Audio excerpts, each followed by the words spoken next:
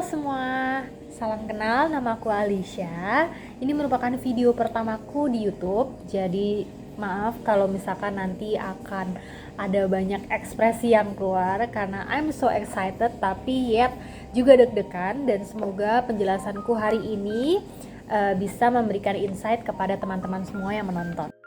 Pernah gak sih kamu ngerasa kayak baru mikirin pengen beli baju atau celana, bener-bener baru dipikirin, atau mungkin pernah cuman nge-search di HP aja, belum klik keranjang, pokoknya belum dibeli, bener-bener masih kayak cari-cari, masih searching. Pernah nggak merasakan kayak gitu? Aku yakin pasti pernah, karena aku pun juga seperti itu. Terus tiba-tiba ketika kamu open e-commerce gitu, udah berencana mau beli nih gitu ya, terus tiba-tiba dikasih rekomendasi yang serupa, baik itu di e-commerce maupun kamu buka sosial media, tiba-tiba ada iklan yang muncul terkait dengan sesuatu produk yang kamu pengen beli. Nah itu tuh bikin aku mikir, jangan-jangan HP aku disadap ya, atau kayak kok bisa, aku padahal cuma mikir doang, aku belum beli, dan ya kok bisa tiba-tiba dikasih rekomendasi itu ya. Bukan sulap, bukan sihir guys, aman-aman, bukan juga kebetulan, tapi sebenarnya itu data kita yang bekerja, dan yang memproses, membantu untuk memahami kebutuhan kita adalah peran dari si AI atau Artificial Intelligence. Nah di era digital ini ya, aktivitas kita kayak ngeklik, nge-scroll, terus mungkin nyari-nyari lokasi, atau bahkan produk yang kita pengen cuman dilihat doang, itu tuh bikin jejak. Nah dari jejak-jejak itulah akhirnya disebut sebagai big data gitu.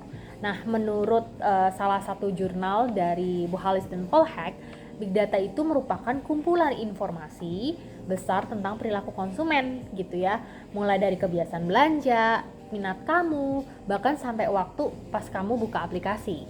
Nah data tanpa otak itu nggak bakal berguna kan.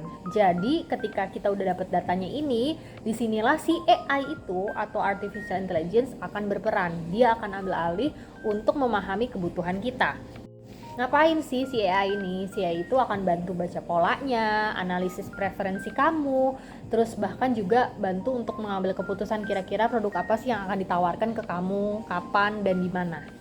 Jadi AI di marketing itu dipakai untuk personalisasi, untuk segmentasi, dan juga otomatisasi komunikasi ke pelanggan. Jadi kalau kamu tiba-tiba mikir kayak kok bisa pas banget, kok bisa gitu ya, itu bukan kebetulan ya guys, tapi memang data kita kerjanya cerdas dan juga dibantu sama AI untuk memahami dan memproses kebutuhan kita. Jadi setelah tahu gimana big data dan AI bisa ngelacak, nyimpen, bahkan mengerti kebiasaan kita, sekarang mungkin kita akan berpikir, oke, brand mana sih yang udah pakai semua teknologi itu untuk memahami konsumen? Nah, aku mau ajak kamu untuk melihat lebih dalam, contohnya lewat salah satu global brand ternama, familiar juga, bahkan banyak yang udah punya produknya, yang punya aktivitas di Indonesia, yaitu Uniqlo.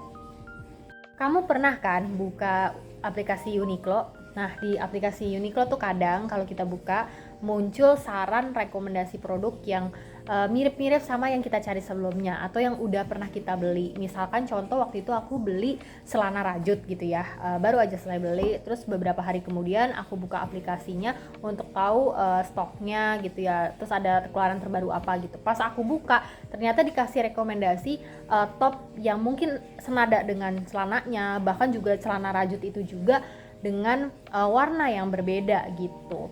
Nah itu adalah cara kerja dari AI Recommendation Engine. Itu sebenarnya sistemnya belajari atau mempelajari apa yang kita lihat, apa yang kita beli, dan apa yang kita klik gitu. Nah ini sejalan banget dari suatu teori gitu ya, yang bilang bahwa si marketing ini hari ini bergeser ke arah komunikasi yang lebih personal dan juga relevan buat tiap konsumennya. Mengenai stok, aku pribadi pernah nyari satu produk gitu ya, dan itu pengennya yang ukurannya XS sesuai ukuranku. Aku mengetahui bahwa tidak semua store memiliki ukuran tersebut gitu. Jadi pikiranku pada saat itu adalah pergi ke store yang paling besar, kemungkinan besar akan ada si stok size-nya itu. Akhirnya aku pergi ke daerah Jakarta Selatan, sebuah mall di Pondok Indah. Di sana ternyata terdapat ukuranku, dan itu lengkap termasuk dengan produk-produk lain yang serupa yang mungkin terbatas di store dekat rumahku gitu. Mungkin ini halnya mikirnya kayak kebetulan gak sih gitu. Padahal sebenarnya nggak kebetulan, ini tuh adalah cara kerja dari AI Demand Forecasting, di mana si Uniqlo mendistribusikan stok ukuran tertentu ke store-store gitu ya, ke store tertentu juga dengan permintaan tinggi. Nah, di kota besar kayak Jakarta gitu ya, banyak promosinya lebih ke netral or clean look, atau misalkan terkait beberapa kolaborasi antara Uniqlo dengan another global brand gitu kan. Termasuk juga variatif ukurannya gitu ya, ukuran dari yang kecil sampai yang big size gitu. Nah, tapi di kota lain tuh juga bisa berbeda. Jadi kadang-kadang kan kita lagi cari produk ya, produk Uniqlo gitu. Kok di Jakarta ada, di Bali nggak ada, ataupun sebaliknya. Nah, itu adalah contoh nyata dari AI based on consumer segmentation gitu. Jadi AI ini bantu brandnya ini untuk mengerti perbedaan peminatan, terus perbedaan preferensi, sampai timing kampanye tiap wilayah gitu. Jadi beda-beda. Jadi ketika kamu menemukan produk yang kamu suka, ukurannya pas, terus kamu dapat diskon dan muncul di waktu yang tepat, itu bukan sebuah kebetulan atau misalkan semesta berpihak kepada kita, tapi lebih karena data kamu bekerja dan AI membantu untuk memahami kamu. Saya Alicia, pamit undur diri, sampai bertemu di video selanjutnya. Terima kasih sudah menonton.